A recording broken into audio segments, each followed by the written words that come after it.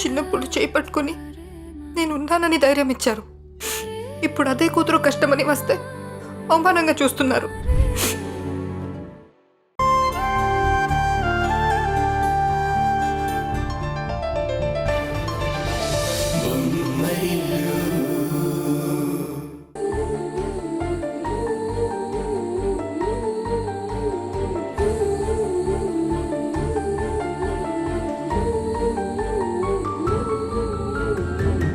మీకు నేను ఆ రోజు చెప్పింది మరోసారి వెరిఫై చేసుకున్నాను తరుణ్ గారు.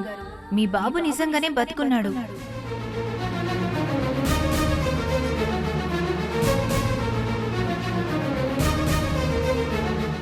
తరుణ్, ఏంటి ఇంత ఆలస్యమైంది? ఈ రోజు త్వరగా వచ్చేస్తానని చెప్పావు కదా. ఏం చెప్పమంటావు హారిక? ఉదయం నుంచి మా కమిషనర్ గారు మీటింగుల మీద మీటింగులు పెట్టారు. దాంతో ఈరోజు అసలు ఆఫీస్ నుంచి కదలడానికి కూడా వీల్లేనంత బిజీగా ఉన్నాను. అందుకే లేట్ అయింది. అబద్ధాలు చెప్పక తరుణ్, నాకంతా తెలుసు. డాక్టర్ రమాదేవిని కలవడానికి నువ్వు హాస్పిటల్కి వెళ్ళావు కదా.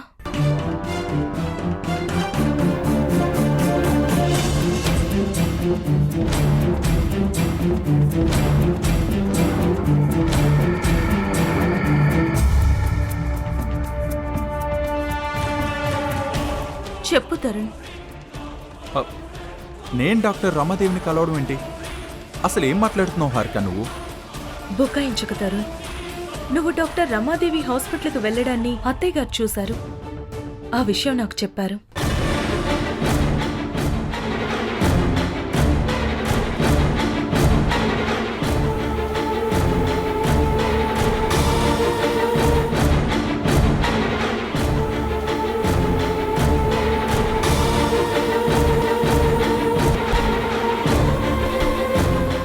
మాట్లాడవేంటి తరుణ్?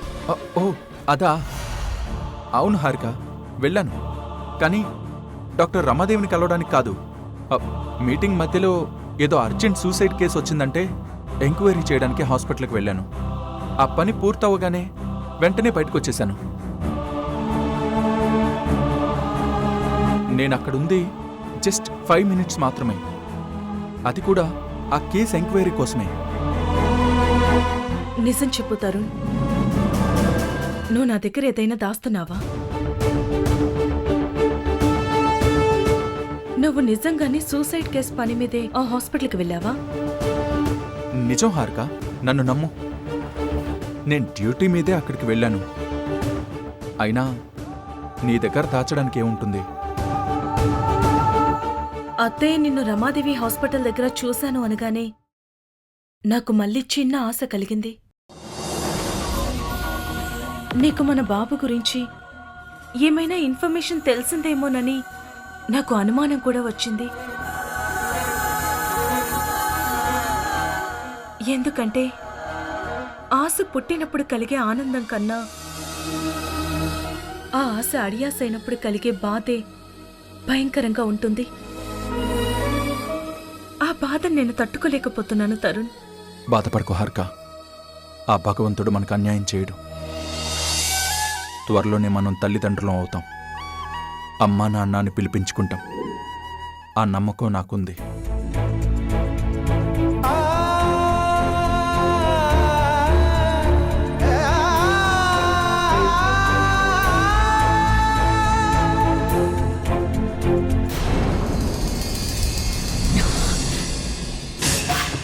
ఈ కొత్త ట్విస్ట్ ఏంటబ్బా?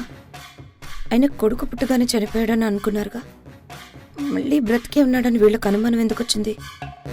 అసలు ఏం జరిగి ఉంటుంది? జరిగింది ఏదైనా జరగాల్సిన దాన్ని నాకు అనుకూలంగా మార్చుకోవాలి. ఈ ఇష్యూని అడ్డం పెట్టుకుని ఈ కుటుంబంతో కాట ఆడుకోవాలి. వినిపించట్లేదేంటి? ఉండు.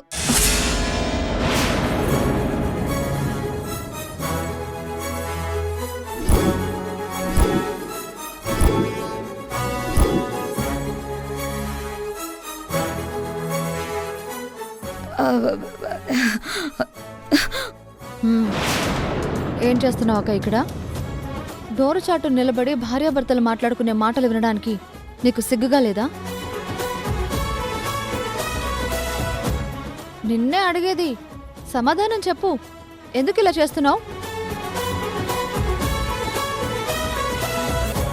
హారిక అక్క వాళ్ళు ఏం మాట్లాడుకుంటున్నారా అని వింటున్నావా? అయ్యో నేను ఇక్కడ నిలబడింది వాళ్ళు మాట్లాడుకునేది వినడానికి కాదు. హారిక రేపొద్దునకి పెరుగు తోడు పెట్టిందో లేదో అని అడగడానికి. ఉండు హారిక. పెరుగుతోడు పెట్టాలా లేదా అని తెలుసుకోవడానికి డోర్ కొట్టాలే కానీ ఇలా డోర్ చాట నిలబడి వాళ్ళు మాట్లాడుకునేవి వినకూడదు. అయ్యో లేదు షా, నిజంగా నేనేం వినలేదు. హారిక బయటికొస్తే మాట్లాడదామని చూస్తున్నాను అంతే. నన్ను నమ్ము. నిన్ను నమ్ముకుంటే మమ్మల్ని మేము అమ్ముకున్నట్టే.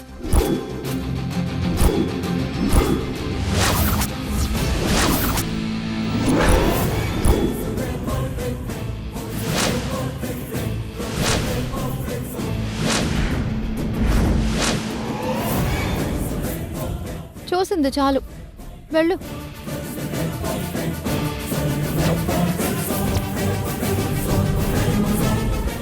నువ్వు బాగుపడవు.